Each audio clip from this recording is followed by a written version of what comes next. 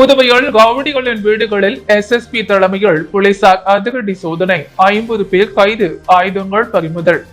புதுச்சேரியில் ஆபரேஷன் திரிசூல் என்கிற பெயரில் முதுநிலை காவல் கண்காணிப்பாளர் நாகசைதன்யா தலைமையில் புதுவை வடக்கு, கிழக்கு, மேற்கு, தெற்கு ஆகிய 4 பகுதிகளிலும் அந்தந்த சரக கண்காணிப்பாளர்கள் உடன் போலீசார் என்று அதிகாலை 4 மணி முதல் ரவுடிகள் வசிக்கும் பகுதிகளில் அதிரடி சோதனையில் ஈடுபட்டனர். அது மட்டுமின்றி புதுவை முழுவதும் கஞ்சா மற்றும் போதைப் பொருட்கள் விற்பனை அதிகரித்துள்ள நிலையால் சிறப்பு அதிரடிப்படை மற்றும் போதைப் பொருள் தடுப்பு பிரிவினரும் இந்த சோதனையில் ஈடுபட்டனர். கிழக்கு காவல் சரகத்திற்குட்பட்ட பெரிய கடை, முதியால்பேட்டை, சோலைநகர், புதிய ஜாலை, காலாப்பட்ட காவல் நிலைய ஆய்வாளர்கள் ஊருக்குள் நுழைய தடை செய்யப்பட்ட ரவுடி மற்றும் பிடிவாரம் பிறப்பிக்கப்பட்ட குற்றவாளிகள் யாரேனும் வீட்டில் தங்கியுள்ளனரா, கஞ்சா போன்ற போதைப் பொருட்கள் ஏதேனும் பதுக்கி வைக்கப்பட்டுள்ளதா, வானரப்பேட்டை ரவுடிகளின் வீட்டில் வெடிகுண்டு, வீச்சரிவால் போன்ற பயங்கர ஆயுதங்கள் ஏதேனும் உள்ளதா என்பவை குறித்து சோதனை மேற்கொண்டு விசாரணை நடத்தினர்.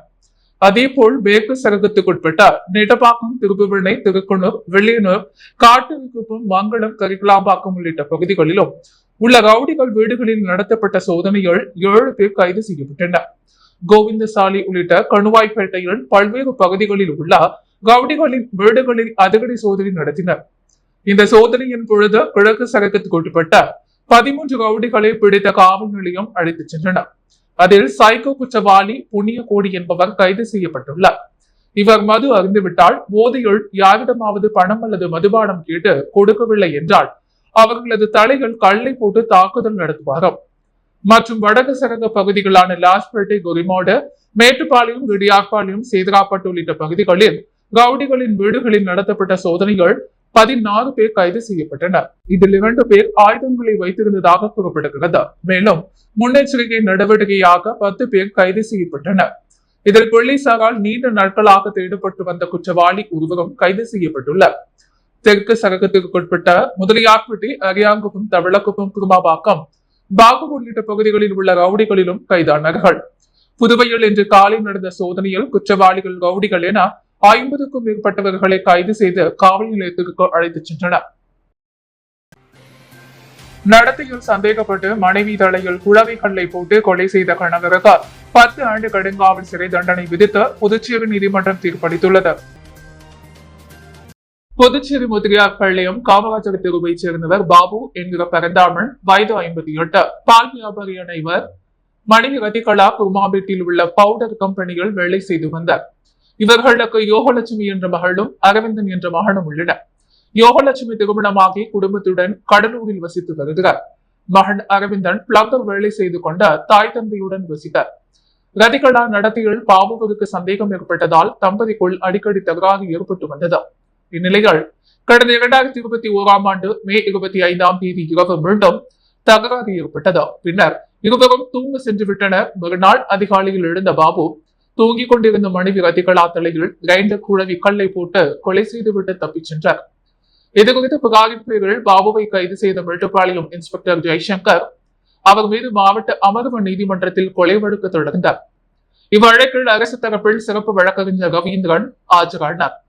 வழக்கை விசாரித்த நீதிபதி சந்திரசேகரன் பாபுவுக்கு 10 ஆண்டு கடுங்காவல் மற்றும் ரூபாய் 1000 அபராதம் விதித்து தீர்ப்பளித்தார். மின்கட்டண உயர்வை திரும்ப பெற கோரி இடதுசாரிகள், விடுதலை சிறுத்தை கட்சிகள் கூட்டாக இணைந்து பந்த் போராட்டம் நடத்த உள்ளதாக அறிவித்துள்ளனர். புதுச்சேரி இந்திய கம்யூனிஸ்ட் கட்சி அலுவலகத்தில் இந்திய கம்யூனிஸ்ட் கட்சி மாநில செயலாளர் சலீம், மார்க்சிஸ்ட் கம்யூனிஸ்ட் கட்சி மாநில செயலாளர் ராஜாங்கம், விடுதலை சிறுத்தைகள் கட்சியின் முதன்மை செயலர் தேவபுரியலன், சிபிஐ-எம்எல் மாநில கமிட்டி உறுப்பினர் முருகன் ஆகிய கூட்டாக செய்தியாளர்களிடம் கூறிய பொழுது புதுச்சேரியில் மின்துறை கட்டணம் 1.5 மடங்கு அதிகரித்துள்ளதாகவும் மின் கட்டண உயர்வுக்காக நடத்தப்பட்ட கருத்து கேட்பு கூட்டத்தில் தெரிவிக்கப்பட்ட எந்த விவரமும் ஏற்றுக்கொள்ளப்படவில்லை என்றார்.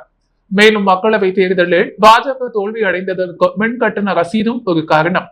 ஏனெனில் பயன்படுத்திய மின்சாரத்தின் யூனிட்டுக்கு மட்டும் கட்டணம் வசூலிக்காமல் கூடுதலாக பலவித கட்டணங்கள் மக்களுக்கு தெரியாமல் வசூல் செய்வது மக்களிடம் அதிருப்தியை ஏற்படுத்தியுள்ளதாக கூறிய அவர்கள் தேர்தலில் மக்கள் தந்த பாடத்தை ஏற்காமல் மீண்டும் மின் கட்டணத்தை உயர்த்தி உள்ளனர்.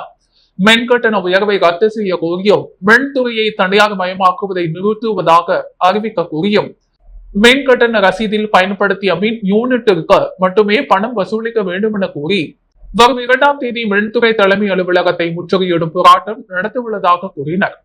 மேலும் அதைத் தொடர்ந்து விநாயகர் சதுர்த்திக்கு பிறகு பந்த் போராட்டம் நடத்துவோம் என்றும் தெரிவித்தனர். புதுச்சேரி ஒப்பளம் தொகுதிக்குட்பட்ட நேதாஜி நகர் பெரியபாளையத்தம்மன் ஆலய திருப்பணிக்கான நிதியினை முதல்வர் ரங்கசாமி வழங்கினார்.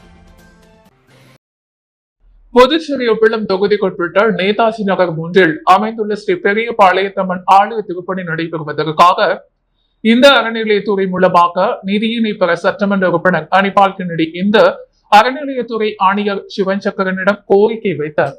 பின்பு முதலமைச்சர் கவனத்திற்கு கொண்டு சென்று உடனடியாக திருப்பணிக்கு நிதி வழங்குமாறு கோரிக்கை வைத்திருந்தார். அதன் அடிப்படையில் இன்று இந்து அறநிலையத்துறை மூலம் ரூபாய் 10 லட்சத்திற்கான காசோலையினை முதலமைச்சர் ரங்கசாமி சட்டமன்ற உறுப்பினர் அனிபால் கென்னடியிடம் வழங்கினார். ஆலய நிர்வாகஸ்தர்கள் உடனிருந்து காசோலையினை பெற்றுக் கொண்டனர். என்ஆர் காங்கிரஸ் பிரமுகர் ஆர்.கே.டி. ராஜகோபால் பிறந்தநாள் விழாவையொட்டி பொதுமக்களுக்கு நலத்திட்ட உதவிகள் மற்றும் அன்னதானத்தை முதலமைச்சர் ரங்கசாமி தொடங்கி வைத்தார். புதுச்சேரி மாநிலம் கதிர்காமம் தொகுதி என்ஆர் காங்கிரஸ் பிரமுகரும் ஆர்.கே.டி. ரியல் குரூப்ஸ் நிறுவனருமான ஆர்.கே.டி. ராஜகோபால் பிறந்தநாள் விழா அவரது அலுவலகத்தில் நலத்திட்ட உதவிகள் மற்றும் அன்னதானம் வழங்கி வெகு விமர்சையாக கொண்டாடப்பட்டது. இதில் முதல்வர் ரங்கசாமி கலந்து கொண்டு பொன்னாடை பொறுத்து பிறந்தநாள் வாழ்த்து தெரிவித்தார். தொடர்ந்து ஆர்.கே.டி. ராஜகோபால் தனது குடும்பத்தினருடன் முதல்வரிடம் ஆசி பெற்றார். இதனைத் தொடர்ந்து விழாவில் கலந்து கொண்ட பொதுமக்களுக்கும் அன்னதானமும், ஆண்களுக்கு கைலியும் பெண்களுக்கு புடவையும் என சுமார் 500க்கும் மேற்பட்டவர்களுக்கு நலத்திட்ட உதவிகள் வழங்கப்பட்டது. இந்த நிகழ்ச்சியில் சட்டப்பேரவைத் தலைவர் செல்வம், அரசு கொறடா ஏ.கே.டி. ஆறுமுகம், சட்டமன்ற உறுப்பினர் கே.எஸ்.பி. ரமேஷ், முன்னாள் சட்டமன்ற உறுப்பினர்கள் சுகுமார், தமிழ்செல்வன் உட்பட ஏராளமானோர் கலந்து கொண்டு விழாவினை சிறப்பித்தனர். மேலும் பிறந்தநாள் விழாவில் பொன்னாடை பூர்த்தி, ஆளுநர் மாலை அணிவித்த பூச்செண்டு, பழக்கூடை, ட்ரை ஃப்ரூட்ஸ், திருச்செந்தூர் முருகன் சிலை, புத்தர் சிலை என பலவிதமான பரிசு பொருட்கள் பிறந்தநாள் பரிசாக வழங்கி சிறப்பித்தனர். மேலும் ஆர்.கே.டி. அலுவலகம் மற்றும் சண்முகாபுரம் துளசிமுத்து மாரியம்மன் கோவில் அருகாமையில் அன்னதானம் வழங்கப்பட்டது. புதுச்சேரியில் தேசிய விளையாட்டு தினத்தை ஒட்டி நடைபெற்ற தொடர் ஓட்டத்தை தேசிய மாணவர் படையின் அலுவலர் முனைவர் லெப்டினன்ட் கதிர்வேல் கொடியசைத்து தொடங்கி வைத்தார். புதுச்சேரி தேசிய மாணவர் முப்படை தலைமை அதிகாரி கர்னல் மேனனி உத்தரவுப்படி தேசிய விளையாட்டு தினத்தை முன்னிட்டு இன்று தொடர் ஓட்டம் நடைபெற்றது. புதுச்சேரி லாஸ்பேட்டை என்சிசி தலைமை அலுவலகத்தில் தொடங்கிய இந்த தொடர் ஓட்டம் முக்கிய வீதிகள் வழியாக சென்று மீண்டும் என்சிசி அலுவலகத்தில் முடிவு பெற்றது. இந்த தொடர் ஓட்டத்தை தேசிய மாணவர் படையின் அலுவலர் லெப்டினன்ட் முனைவர் கதிர்வேல் கொடி அசைத்து தொடங்கி வைத்தார். இந்த தொடர் ஓட்டத்தில் சுமார் 100க்கும் மேற்பட்ட தேசிய மாணவர் படை மாணவர்கள் மற்றும் ராணுவ வீரர்கள் பல கலந்து கொண்டனர்.